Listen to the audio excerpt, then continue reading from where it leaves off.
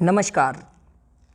आज का हमारा टॉपिक है इंडियन इलेक्ट्रिसिटी रूल्स। आज हम भारतीय विद्युत नियम की जानकारी प्राप्त करेंगे। आईई नियम 1956 में भारतीय विद्युत अधिनियम 1910 की धारा 37 के अनुसार कुछ नियम बनाए गए थे।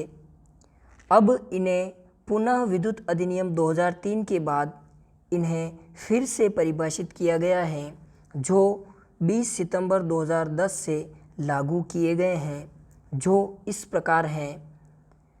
रूल 32। इस नियम के अनुसार स्विच को हमेशा लाइव वायर में स्थापित करना चाहिए और न्यूट्रल वायर में किसी भी प्रकार का स्विच स्थापित नहीं करना चाहिए। जैसा कि आपको सर्किट में दिखाया गया है कि फेज वायर के श्रेणी क्रम में एक स्विच जोड़ रखा है और पीछे की ओर लोड के रूप में एक लैंप कनेक्ट किया गया है और न्यूट्रल वायर में किसी भी प्रकार की कोई भी डिवाइस युक्ति, कोई भी स्विच नहीं जुड़ा हुआ है, सीधा लोड से कनेक्ट है। तो इस प्रकार हमेशा स्विच या एमसीबी जो भी सर्किट के अंतर्गत जोड़ा जाएगा वो फेज वायर या लाइव वायर पर ही जोड़ना चाहिए। नेक्स्ट है रूल 50। ट्रांसफार्मर को सप्लाई से तब तक कनेक्ट नहीं करना चाहिए जब तक ट्रांसफार्मर के दूसरी ओर कोई स्विच या सर्किट ब्रेकर से सुरक्षित न किया गया हो। यानी कि ट्रांसफार्मर की सेकेंडरी वाइंडिंग पर जब तक कोई सर्किट ब्रेकर या स्विच कुछ भी कनेक्ट न किया गया हो तब तक ट्रांसफार्मर को इनपुट सप्लाई से कनेक्ट नहीं करना चाहिए। नेक्स्ट है रूल 63।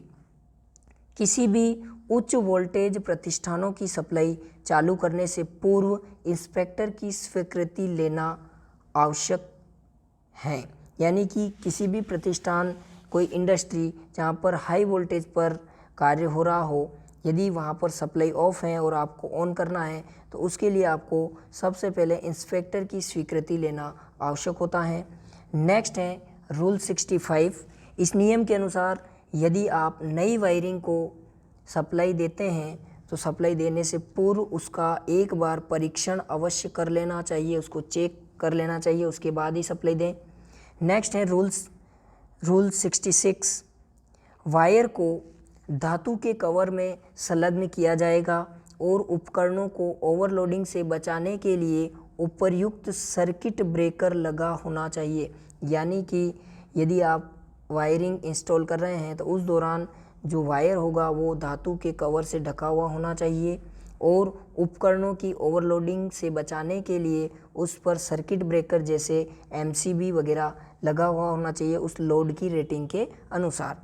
नेक्स्ट है रूल 68। खुले में लगे सब स्टेशन ट्रांसफार्मर के चारों ओर धातु की बाड़ 1.8 मीटर की ऊंचाई से कम नहीं होनी चाहिए। यदि कोई ट्रांसफार्मर जैसे खुले में लगा हुआ है और उसके चारों ओर चार दीवारी के रूप में बाड़ जो होती है वो 1.8 मीटर की ऊंचाई से कम नहीं होनी चाहिए। नेक्स्ट है ओवरहेड लाइन की शर्तों में भी कुछ प्रावधान रखा गया था। तो ओवरहेड लाइन के लिए क्या प्रावधान है? रूल 77 के अनुसार सड़क के आर पार जमीन के ऊपर सबसे कम कंडक्टर की निकासी होनी चाहिए। यानी कि सड़क पर यदि वायर क्रॉस हो रहे हैं तो वो कम से कम कंडक्टर ही क्रॉस होने चाहिए। नेक्स्ट है लो और मीडियम वोल्टेज लाइन 5.8 मीटर ऊंची होनी चाहिए। यदि सड़क से क्रॉस कर रही है लाइन तो उसमें लो और यदि मीडियम वोल्टेज की लाइन है तो वो 5.8 मीटर की ऊंचाई पर होनी चाहिए सड़क से। और यदि हाई वोल्टेज की लाइन यदि सड़क को क्रॉस कर रही है तो कम से कम 6.1 मीटर की ऊंचाई पर होनी चाहिए।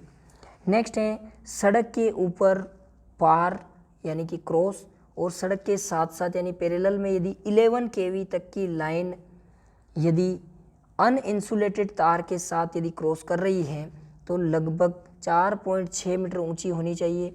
और यदि 11 kV की लाइन इंसुलेटेड है तो वो लगभग 4 मीटर ऊंचाई पर होनी चाहिए।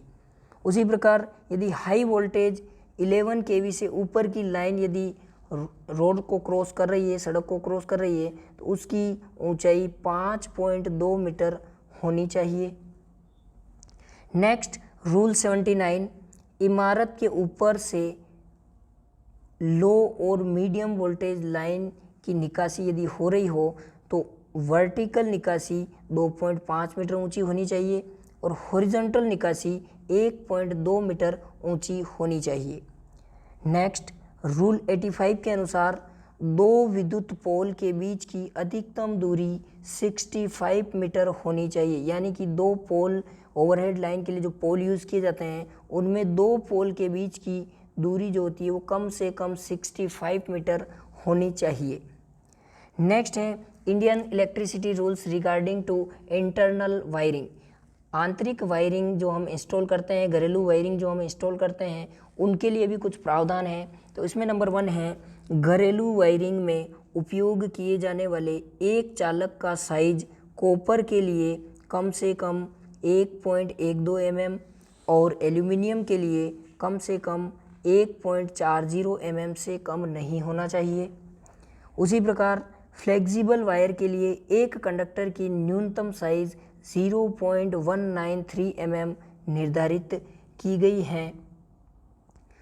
केसिंग कैपिंग को ज़मीन से 3 मीटर की ऊंचाई पर लगाना चाहिए। यदि आप केसिंग कैपिंग का यूज़ कर रहे हैं तो वो कम से कम ज़मीन से 3 मीटर ऊंचाई पर लगी हुई होनी चाहिए। नेक्स्ट, लैंप के लिए होल्डर को ज़मीन से कम 2 से 2.5 मीटर की ऊंचाई पर लगाना चाहिए। नेक्स्ट, प्रत्येक सब सर्किट में अधिकतम उपभोग बिंदु 10 होने चाहिए। यदि उपभोग बिंदु 10 से अधिक हैं तो आपको अलग सर्किट लगाना होगा। नेक्स्ट, प्रत्येक सब सर्किट में अधिकतम लोड 800 वाट होना चाहिए। यदि 800 वाट से अधिक का लोड है तो आपको सर्किट अलग बिछाना होगा। नेक्स्ट है, किसी वायरिंग स्थापना का इंसुलेशन रेजिस्टेंस 1 मेगा ओम से कम नहीं होना चाहिए। उसी प्रकार नेक्स्ट आगे बढ़ें, अर्थ रेजिस्टेंस का मान 1 मेगा ओम से अधिक नहीं होना चाहिए। नेक्स्ट, यदि छत का पंखा लगा हुआ है तो छत के पंखों के ब्लेड्स तथा फर्श के बीच की न्यूनतम 2.4 मीटर का अंतर होना चाहिए और यदि अधिकतम बात करें तो 3 मीटर का अंतर होना चाहिए। छत के पंखे की जो ब्लेड होती है, ब्लेड और फर्श के बीच कम से कम 2.4 मीटर और अधिकतम 3 मीटर की ऊंचाई पर पंखा लगा हुआ होना चाहिए। उसी प्रकार नेक्स्ट, नियंत्रक स्विच बोर्ड की फर्श से ऊंचाई 1.5 मीटर और यह कक्ष के प्रवेश द्वार के निकट बाईं ओर स्थापित किया जाना चाहिए। यानी कि जो नियंत्रक स्विच बोर्ड है, कंट्रोलिंग स्विच बोर्ड है, वह प्रवेश द्वार के लेफ्ट ओर स्थापित करना चाहिए। नेक्स्ट है, पावर वायरिंग के संबंध में इंडियन इलेक्ट्रिसिटी रूल्स क्या कहते हैं। नंबर 1, किसी भी पावर सब सर्किट में सामान्यतः लोड 3000 वाट से अधिक नहीं होना चाहिए और आउटलेट की संख्या 3 से अधिक नहीं होनी चाहिए। नेक्स्ट, पावर वायरिंग में उपयोग लेने वाली सामग्रियां आयरन क्लेड की बनी हुई होनी चाहिए और वायरिंग आर्मर्ड केबल या कंड्यूट प्रकार का होना चाहिए। नेक्स्ट, मोटर और स्टार्टर के बीच कनेक्शन के लिए फ्लेक्सिबल कंड्यूट की लंबाई 1.25 मीटर से अधिक नहीं होनी चाहिए। तो इस प्रकार ये इलेक्ट्रिसिटी के रूल्स इस प्रकार समझे हमने। धन्यवाद।